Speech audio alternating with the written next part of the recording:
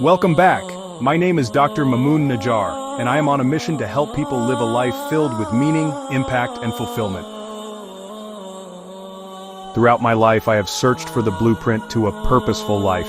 This search has led me to creating this YouTube series based on my book, The Drop That Contains the Ocean and Intelligent Pursuit of Optimal Being. It is the product of years of study, practice, and personal experiences, which have allowed me to develop key principles that can help anyone create a life of contribution, success, and joy.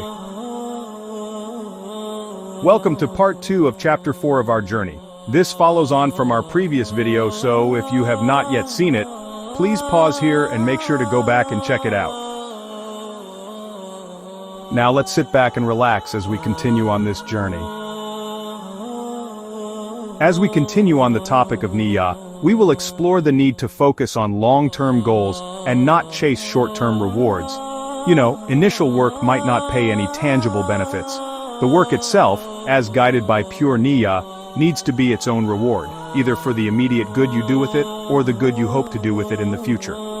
Focusing on the outcome and the means you use to get there should be the focus, rather than expecting a more immediate return or reward from the effort. Commit to the goal and the work to get there rather than looking for quick fixes and easy rewards.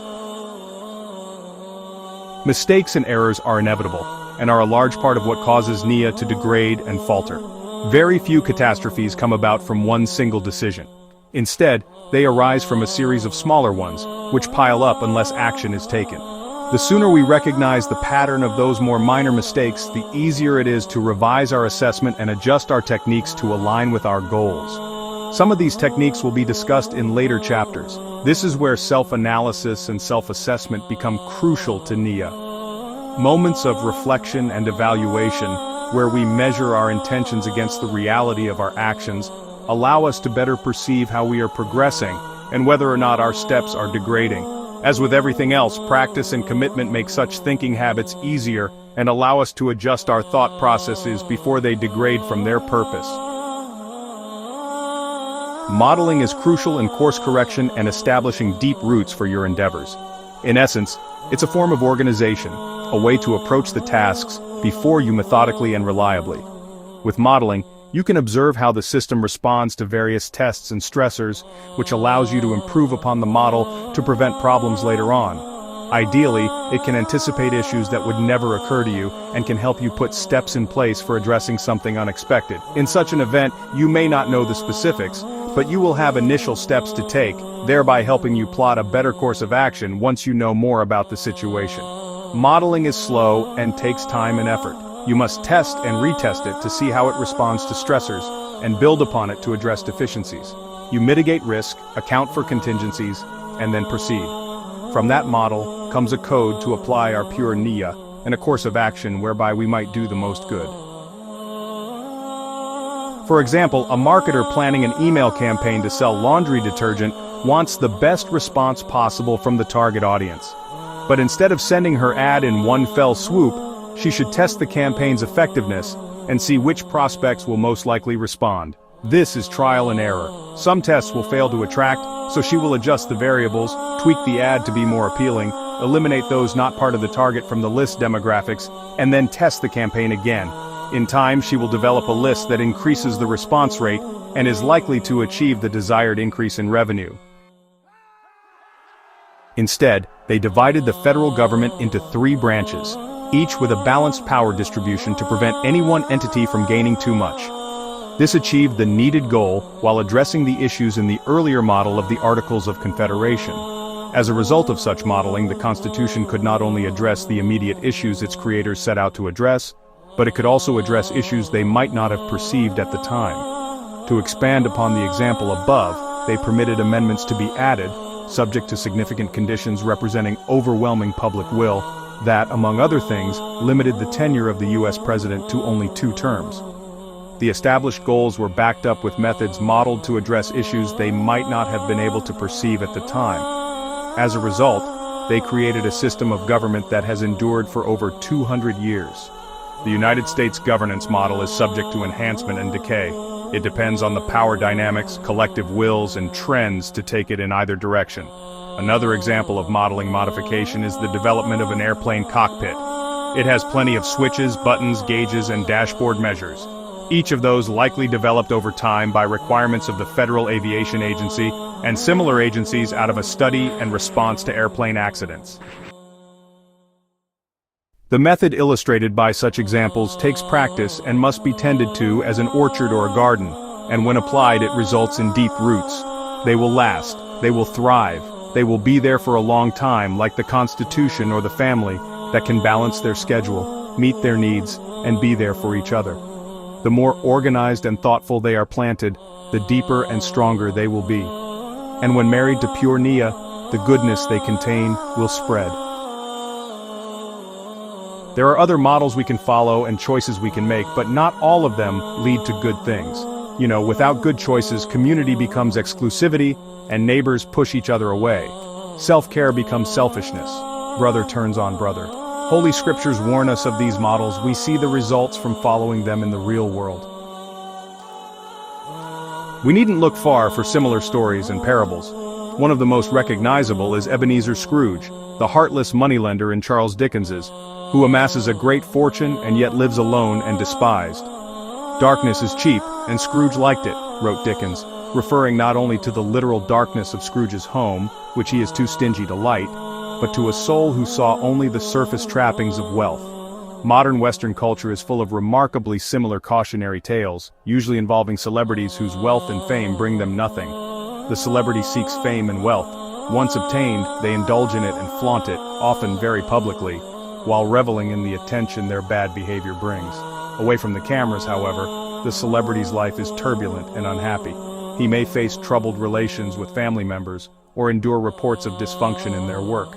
Such reports become part of the media's narrative, often with sensationalist labels such as out of control or wild, creating negative attention and worsening these problems.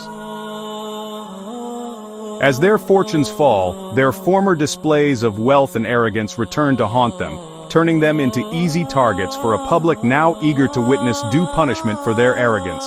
The malnourished sides of their lives, such as a lack of stable family or work dynamic, the absence of healthy coping mechanisms and so forth, become more apparent.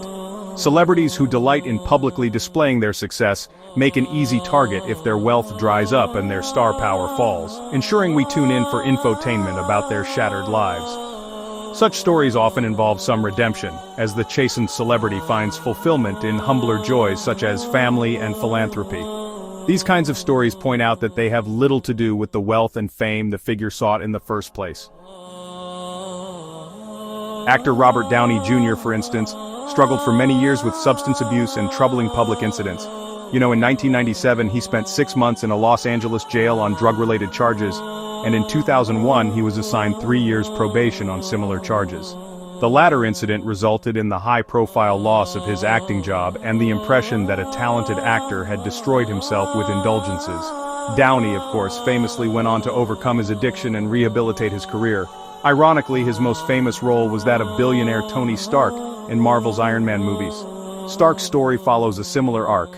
A wealthy and entitled man comes to learn how little material wealth means and refocuses his life on less selfish ends. The same holds for Ebenezer Scrooge, who repents from his selfishness and dedicates his fortune to charity and goodwill. The same holds in a passage of the Quran. The surface of a shell is brittle if there is nothing underneath it. The same holds for a similar passage in the King James Bible. For what shall it profit a man, if he shall gain the whole world and lose his soul? The lessons are simple and broadly applicable. If one lives only for oneself, one's life will be an empty shell. Here, it is worthwhile to pause and speak of the presence of self-need in Niyya. You can easily view the concept as a need to constantly put the collective good above your requirements and give endlessly regardless of what you might need. Life is intended to be balanced, and we are designed to enjoy it as much as we enjoy helping others enjoy life. If we constantly deny ourselves the rewards and pleasures we help others achieve, it will affect our capacity for happiness and fulfillment. Finding the balance between doing good for your community and also doing good for yourself can be difficult. It's helpful to think of such a balance, and the purpose of personal enjoyment of your resources, as the relationship between the spine and cover of a book and the pages it contains within. In and of itself, the spine is useless and gaudy. Still, when viewed as an essential component in a greater whole, it becomes something extraordinary and crucial. While reducing waste, it can be, tempting not to stop and enjoy life. However, pauses for self-care and enjoying the fruits of your labor are both beneficial and necessary, and should not be considered wasteful. The concept of lean applies when determining that balance. The simplest expression entails living in the moment and appreciating the blessings that we have right now while continuing to work for the pure niyyah. For clarification, let's return to the earlier quote from the Quran and extend it to the following passage. God does not like the exultant, but seek, through that which God has given you, the home of the hereafter. And yet, do not forget your share. Emphasis mine.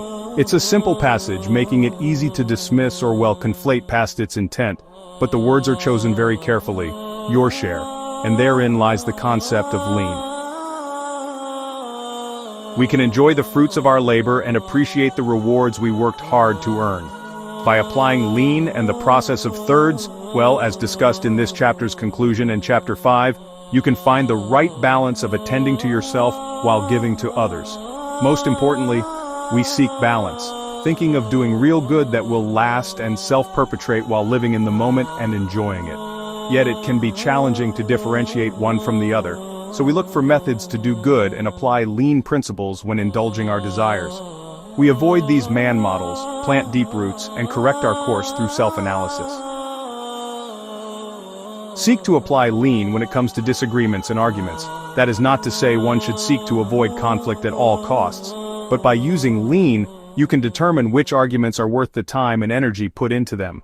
In ancient wisdom, an anonymous giver said, "Avoid the discussions, avoid an argument, avoid the actions that don't have fruitful consequences." We find ways to do good that are in keeping with pure niyyah. Such ways are all around us, and need only the application of these principles to thrive. One of them is a current, ongoing charity. Another is knowledge of the needs of others, a method that makes a huge difference for many people. For example, looking after those you work with and those who work for you, giving them more time to be with their families and enjoy the fruits of their labors. All of us make mistakes, of course, and we can be selfish from time to time. Niyyah is not the same as perfection of action. A legacy is not all he did good. A legacy is making a difference for a long time to come. Over that time, the more people that were impacted, the better it worked. The better they worked. As it works, we can see its effects in the good it does and continues to do. We know its rarity and how it works in conjunction with the world. We derive a model from the code and perceive the pattern from the model. And the pattern is all around us, everywhere. In conclusion, if the intentions for your life are pure and aligned with your deeply searched purpose and mission, you are establishing a solid baseline that supports you in your quest for meaning. This baseline is called pure niyyah, and it encourages you to use what's in your heart, the goodness within, and service to others as the foundation for setting your intentions. It is an ancient wisdom that proves true. Greek philosopher Aristotle said it more straightforwardly, "What's well begun is half done." Conversely, people who set their intentions with selfish aims usually pay a hefty price for their ill-gotten gains. There is a delicate balance between the two. You can give to others and also enjoy the fruits of your generosity. In the next few videos, I will be going over chapters 5 through 9 of my book. Together we will explore a range of skills and fundamental concepts designed to enhance and expand upon the foundational principles outlined in the earlier chapters. In doing so, we will pave the way for deeper understanding and greater tremendousness in our pursuits. The concepts presented here serve as guiding principles and invaluable pointers, rather than exhaustive scholarly analyses. At the heart of this discourse lies a celebration of the beauty of interdisciplinary learning, an exploration of how various aspects of life can be interwoven creatively and harmoniously. This synthesis adds a layer of elegance and richness to our lives, anchored in the solid groundwork established in chapters 1 through 4. By embracing this multifaceted approach, we can cultivate a more holistic perspective that enhances our intellectual engagement and enriches our everyday experiences. Through these chapters, we aim to inspire a thoughtful incorporation of diverse disciplines, ultimately leading to a more fulfilling and nuanced approach to personal and professional growth. Thank you for joining me on part 2 of the 4th chapter of this journey. I hope you can take this time to reflect back on what we have gone over. To make things easier, here are some of my key takeaways from this part of the chapter. In the next video, we will go over Chapter 5, where we will focus on the concept of resilience and how we can use it to achieve a fulfilling life. Inshallah, we will see each other then. Don't forget to like and subscribe.